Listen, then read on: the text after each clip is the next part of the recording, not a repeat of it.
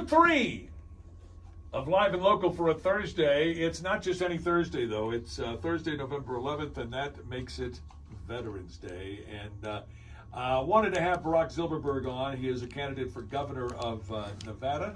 He's wearing seersucker today. I don't think it's in honor of Veterans Day, but today is a very, very special day. Yes.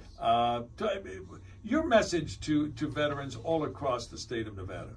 Yes, basically we commemorate you for your services, your sacrifice, as far as standing, protecting, serving us. Not only the veterans, but the first responders and all of you out there, you know, God bless you. And needless to say, I mean, those who've fallen, you know, for our constitutional rights, our freedom, and everything that's poured into our beautiful country, the United States of America. Thank you so very much.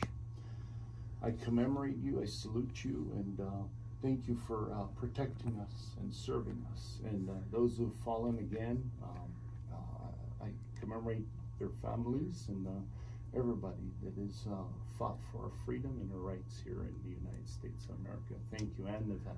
And that's why I hope we will never, ever, ever forget these people, because they and their families, you know, we always talk about them making sacrifices, sometimes the ultimate sacrifice, but they also, their families make huge commitments to our country as well. Yes, yes. And I was actually I was supposed to be in a ceremony today, but I've heard that our current governor is going to be speaking there, so I just would rather be in the studio with you here today and addressing to our beautiful veterans out there and the people of armed forces. Thank you. I salute you. God bless. God bless. I want to ask you, because I'm thumbing through Forbes and their Forbes 400 issue, and there I see a piece on Barak Zilberberg, and I'm going, is that the Barak Zilberberg I know? Yes. That's a candidate for governor, and it is. Yes, yes. I want to tell you, I'm very fortunate to be on Forbes magazine in Forbes 400. That's the 40th annual. Yeah. Yeah, I'm just honored, and I would suggest anybody out there, I think it's going out to 30,000 households that are subscribed in Nevada to Forbes. But those who are not going to have a copy, or it won't be sent to their home, I suggest you go around the corner, maybe to newsstands or what have you, and pick one issue up. You know, it'd be great. You know. No, that's dynamite. That is dynamite. Yeah. I want to ask you about something else, because you've been traveling since we last talked. You've been traveling, and one of your forays was into the swamp. Washington, D.C. Yes, I was last week in Washington, D.C. It was such an experience. I was with my wife, Apollonia, and my son as well. And we met up with our, as far as our good friend, our very, very good friend, Saeed Bilani, and went ahead. He invited us over to Georgetown to speak. So we had a discussion in Georgetown where, you know, all of the sitting presidents were, you know, it was remarkable. We had the flags right behind us, and it was such a memorable and a presidential, I believe, moment, you know, that I felt. You know, it was amazing. And you met a lot of people. Jim Jordan, I think. Yes, yes. We went into our Republican parties as far as club over in D.C. It's remarkable. I suggest every Republican should go in there and see, you know, as to what it consists of. You know, there's 3 floors, and they're all dining all together, all of our beautiful representatives of our Republican Party from all over the spheres of, not the spheres, but the nation, you know, as far as our beautiful nation. They come from all different states and unite there and talk and come up with discussions, have meals, and I just happened to be there, and I saw Jim Jordan, you know, and I went ahead and outreached my hand, and he outreached his, and we had a nice handshake, just a brief as far as introduction of each other, and it was really great. And then Furthermore, I saw the campaign manager of Larry Elder there as well. So I had a brief discussion with him as well. It's just so saddened that Larry Elder he didn't take possession of California and be governor there. I mean, I would be thrilled if he would. Well, he might run again. He said that he might run again. Yeah. When Gavin Newsom's up. Yeah. So I mean, the whole functions of the elections, as we always mentioned, it just doesn't work because there's mail-in ballots and there's all kinds of functions in our electoral system, and it's corrupt and it doesn't work. So, here in Nevada, we're going to make sure that there is election integrity, and we're going to make sure that that things are in place here, and we're going to set the stance here for the whole nation. And you were in D.C. during the gubernatorial election there. Yeah. Glenn Youngkin, who ran, I think, a perfect, flawless campaign. What did you think, and what was the feeling among Republicans that you dealt with while you were there during this election period? Well, first off, it's very victorious that we, as far as have Virginia now, and God bless as far as the governor. Thank you so very much. You've changed dynamics and positions, as and you showed that, hey, things can be changed, and the rug could be pulled very easily. Well, no. But we talk about a wave election, where. But furthermore, over in New Jersey, it was very close. I've been, monitoring also the Jersey as far as elections, and it was there. It was super close, and still I think they should count the ballots and make sure that the integrity of the elections were actually done and conducted over there. So they say now Murphy, has as far as his position back again. I wish we'd have as far as a Republican in New Jersey as well. Next time maybe. I want to ask you about an issue that governors all across the country are dealing with today, some better than others, and that is illegal immigration. Yes. And what is there that we need to be doing when it comes to illegal immigration? Because this thing is impacting us in so many ways. Yeah. Health, public safety, jobs. Yeah. There's so much that's on the line here, and it all funnels back to what goes on along our southern border. Yeah. Well, us taxpayers, we, as far as funneled up a lot of money, and it saddened me. It just saddens me that we have border walls that are sitting over in the outskirts, or as far as in the inskirts of our borders, and they're not erected. So the border walls need to be constructed and completed. Okay, we paid for it as taxpayers, and we deserve our, as far as material going up. We should secure our borders. Trump was absolutely right with securing our borders. We need to secure our borders. We don't disgrace anybody or any immigrants from coming into our country. However, if you're coming into our country, it's important that you come here legally, okay? And not, jump over a fence or, derail as far as a border patrol, or, just run into our, as far as country. It's not right. Things need to change. Now, I have an outline as to my visions in regards to our security and borders and all of that. So I believe that, this nation is, as far as a melting pot, and we are all diversities and all nationalities, and you know what? We welcome people that are angels into our country. In other words, we don't want demons into our country. We don't want the rapists. We don't want the murderers. We don't want the people that are doing wrongdoings, in our society and our American system. So they shouldn't even be in our country. Okay, those who are the angels, you're invited. Yeah. And once we vet you that you are an angel, Okay, we vet you, we do background checks, we understand who, as far as the person is, where he comes from, backgrounds, everything. We do a whole visual on a person. Vetting is very important.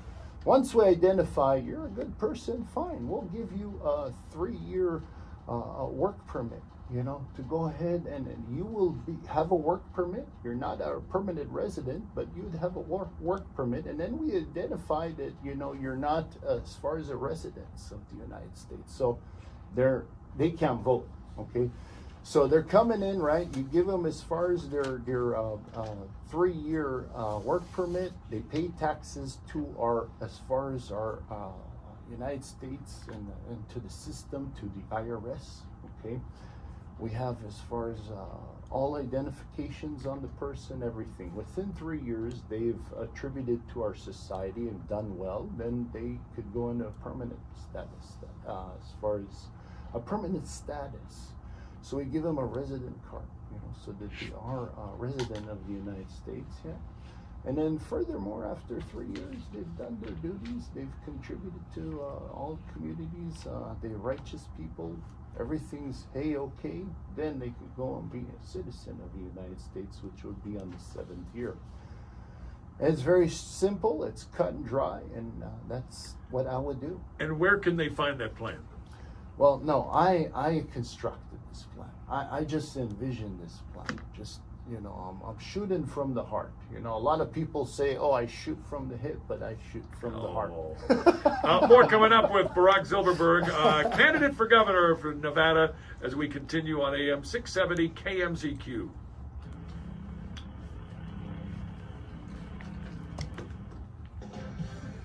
The way Kevin Wall, Wayne Allen Root. You want to hear this? No. We're good. Mics are off? Okay. Yeah.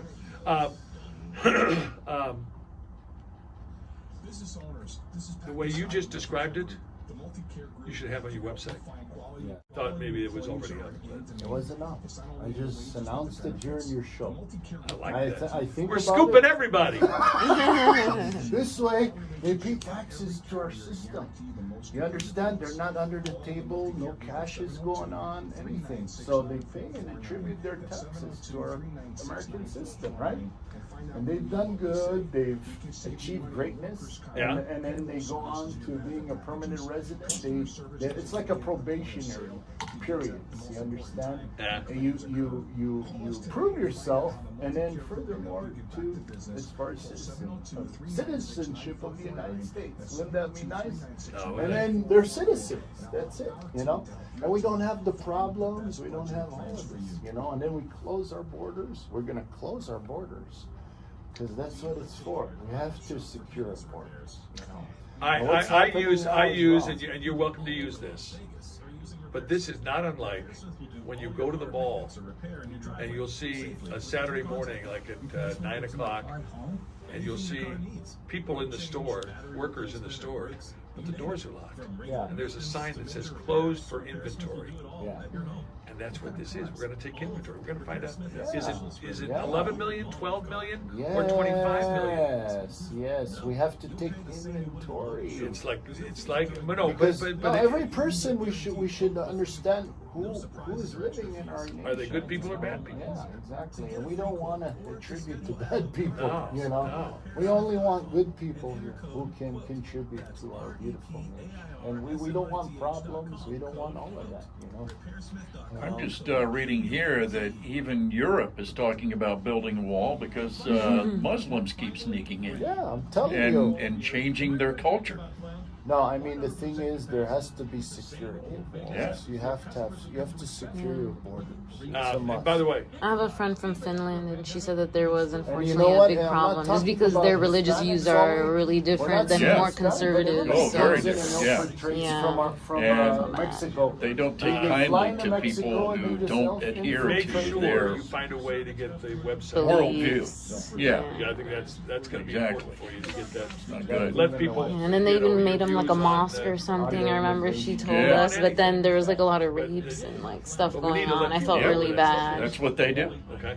Yeah, I mean that's They have no accepted. respect for women. So, And that's accepted in their culture. yeah, Amazing. Yeah. unfortunate. You're out Yeah. there. Yeah, I'm already before I even know. came here. I already posted not good. YouTube, but- It's not just the United States, you know. I Yeah. think that's what people have to Barak, realize. you are People so always good. want to put Trump. Oh, it's the China. First they got mad about the wall, and then they got mad. They're saying that he called it the China virus. Yeah. But that's how it. It's all true. Yeah, It's all true. I think he's just trying to make people look into it, and Yeah. the people only Well, hey, I see the appreciate news. the faith that you've shown in And the our Democratic- news the is left corrupt. news. It's all corrupted. I It's am- one-sided. you know, that reach out to me and say, Yeah, even people in the middle, fresh face, the independents not a are politician. seeing Yeah. Yeah. the lack of consistency. Yeah. We are probably getting close. 20 seconds. 20 seconds. Cranberry sauce.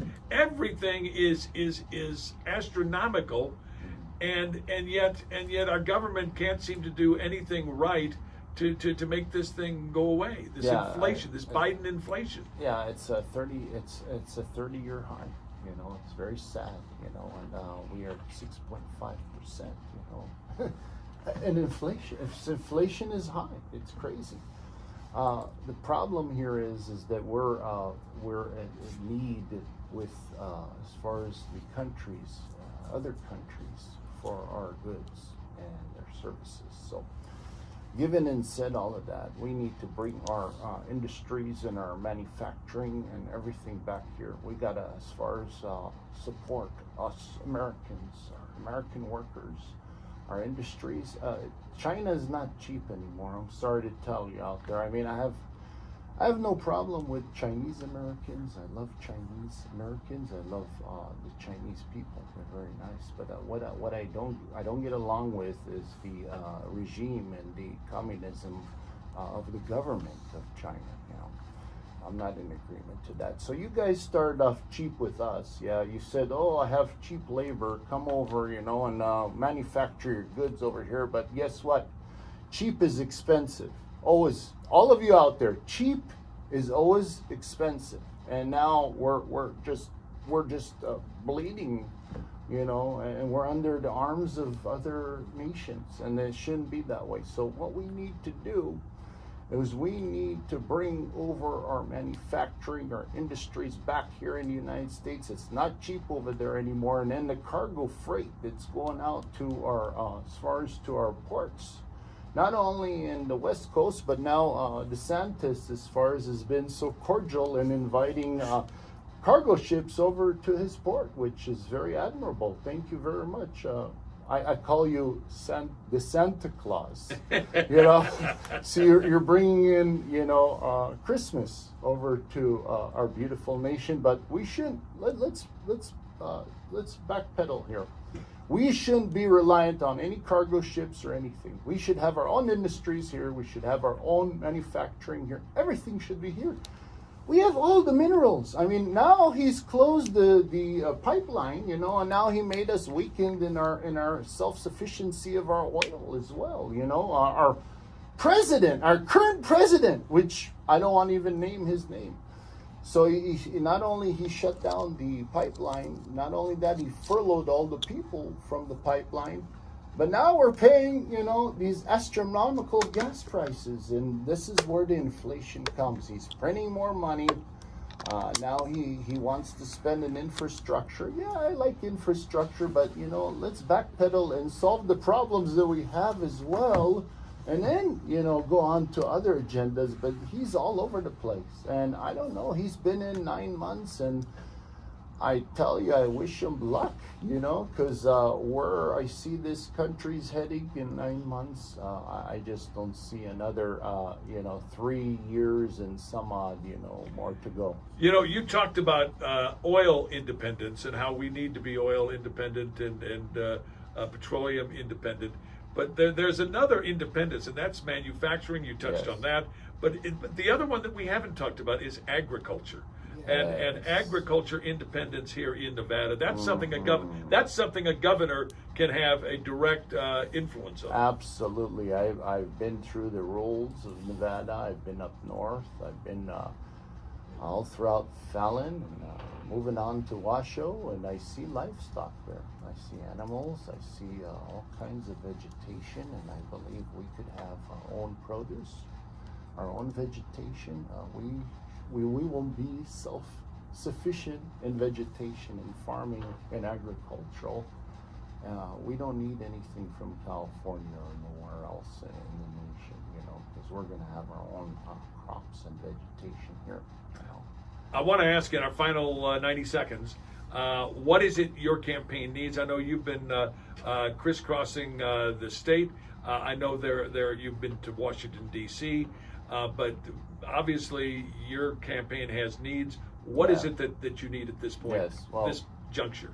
Absolutely. I'd like volunteers to go door knocking, door to door. And if you believe in me as a candidate and you want me to be your next governor, I suggest you hop on board and are volunteering, knock on doors, and as far as represent me, and not furthermore, go ahead, put a yard sign.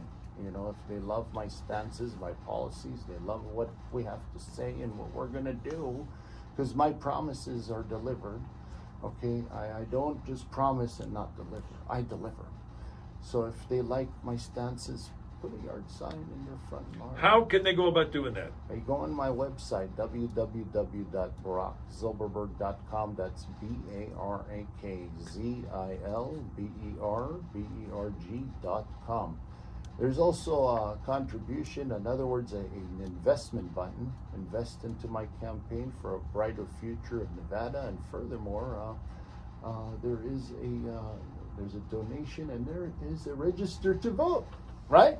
I love we that. all need to register to vote Republican, because that's the party to be in, and especially if you, as far as envision me as your next governor and being a next governor, you should vote for me. And guess what? You'd have to join the Republican Party.